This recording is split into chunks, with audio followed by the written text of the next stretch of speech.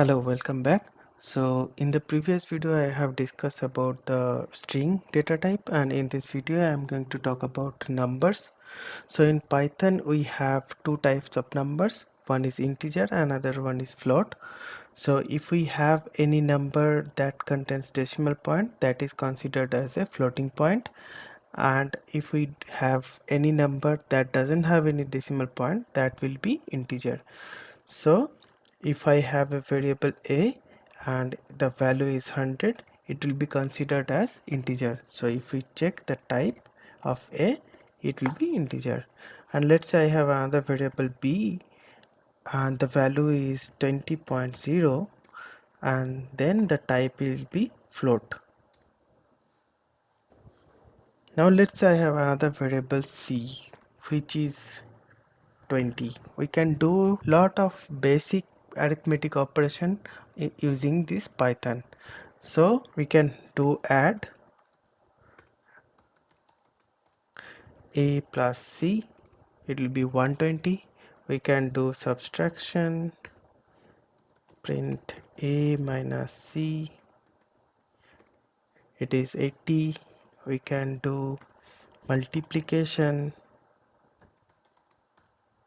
a multiplied by c, which is 2000, and then we can do division, and it will be a divided by c, which is 5.0. And notice that this is a floating point number. So there is another division operator where we can get the divisor.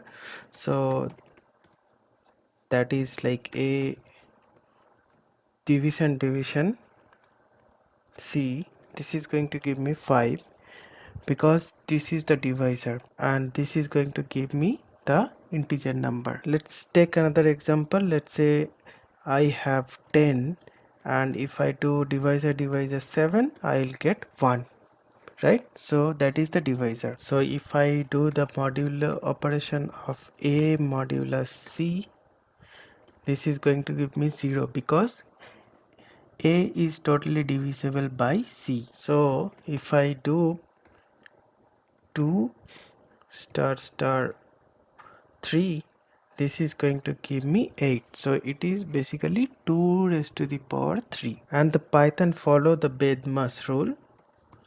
So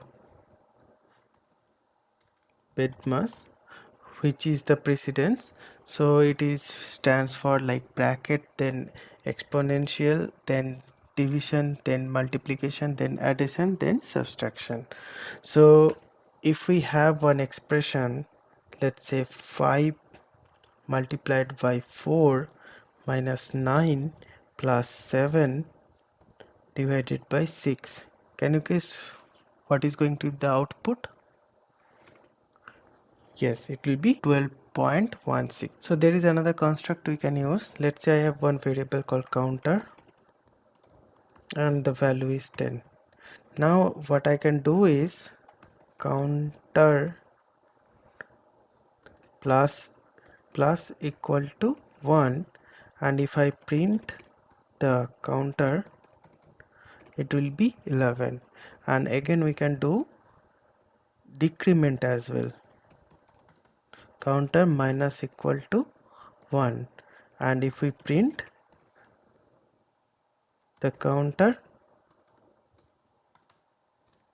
it will be 10. So this is how you can do increment and decrement as well. So this is it for now. Thanks for watching the video, and in next video I am going to talk about Boolean data type.